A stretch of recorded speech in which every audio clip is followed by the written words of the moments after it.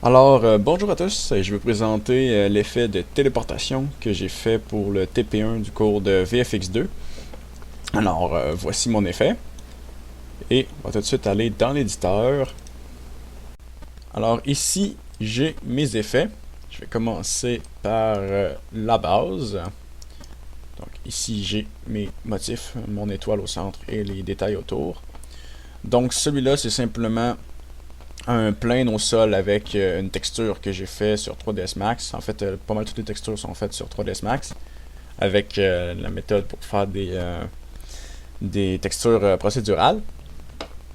Donc, celui-là, j'ai un petit effet de pulse que j'ai fait simplement en mettant un spawn rate pour que les particules apparaissent pile au moment où ce que les particules, en fait la particule, parce qu'il y en a juste une à la fois, deux quand ils s'entrelacent là, mais il y en a juste simplement au moment où ce que la particule qui était là avant est en train de disparaître, la nouvelle qui est à pleine intensité apparaît et ça fait un peu un effet de pulse.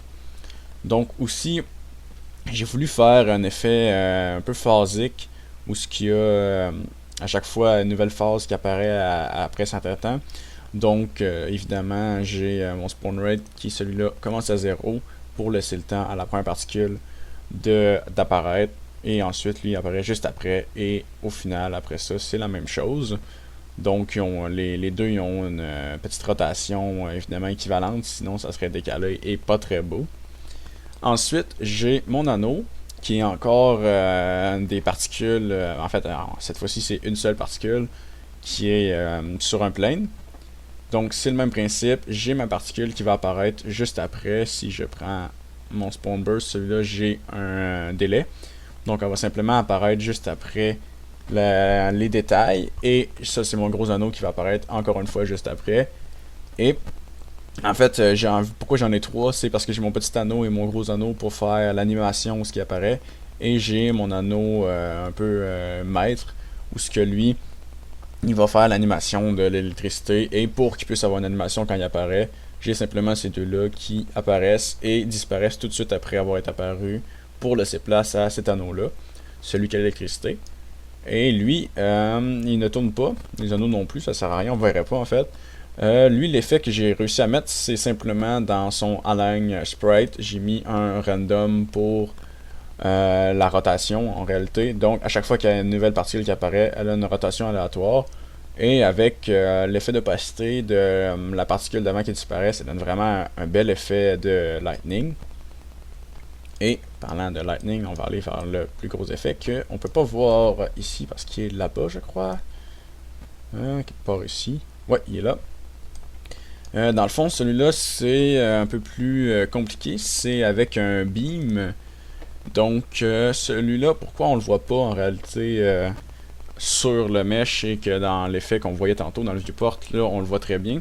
C'est parce que pour que cet effet-là fonctionne, il faut qu'il soit en absolu. Donc, les valeurs qu'on a là, ici, c'est pas les valeurs par rapport à local à l'émetteur, c'est vraiment les valeurs du monde.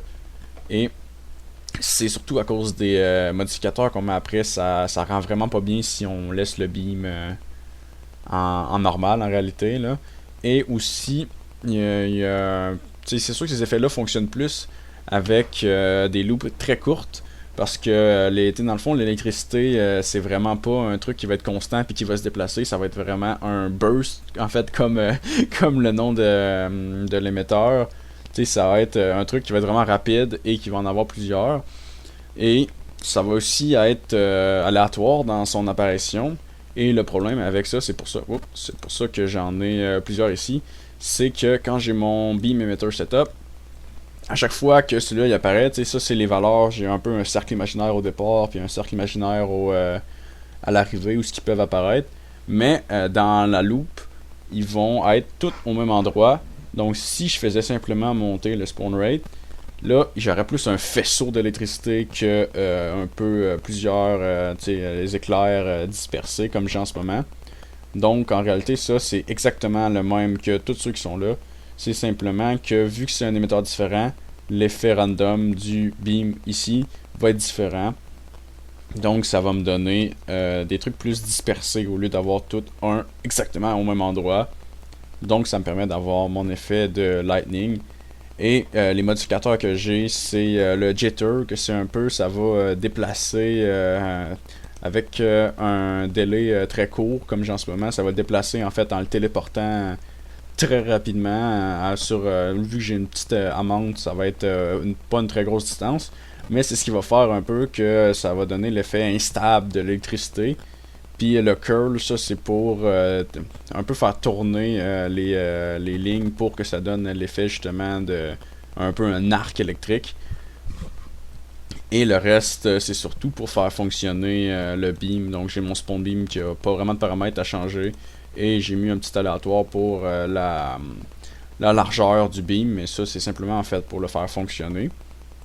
Et il faut mettre un ribbon renderer pour que ça fonctionne au lieu d'un sprite. Après ça, mon dernier effet, j'ai mes cendres.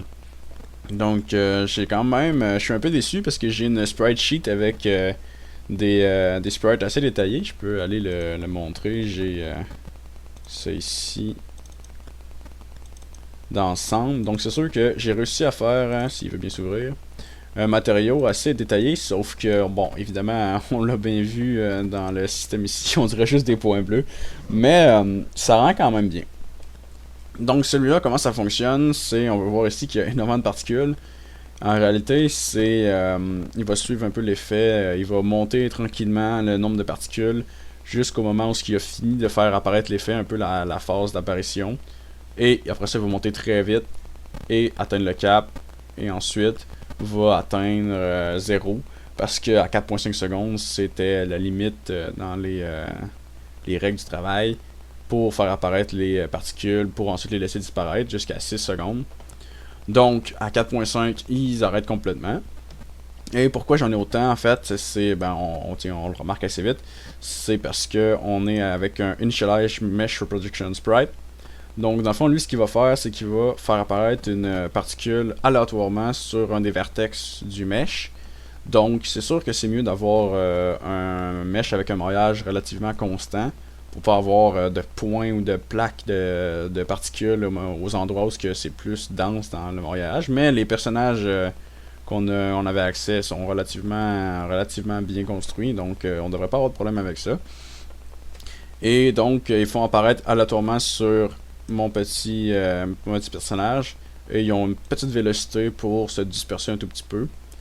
Et aussi dans mon color, ils sont extrêmement bright au début avec un modificateur x20 pour vraiment faire comme si un peu un effet de guirlande, où il y en a extrêmement lumineux puis d'autres qui sont moins en train de disparaître. Donc ça se mélange très bien ensemble. Et celui-là, on garde un sprite renderer, pas besoin d'un rerun.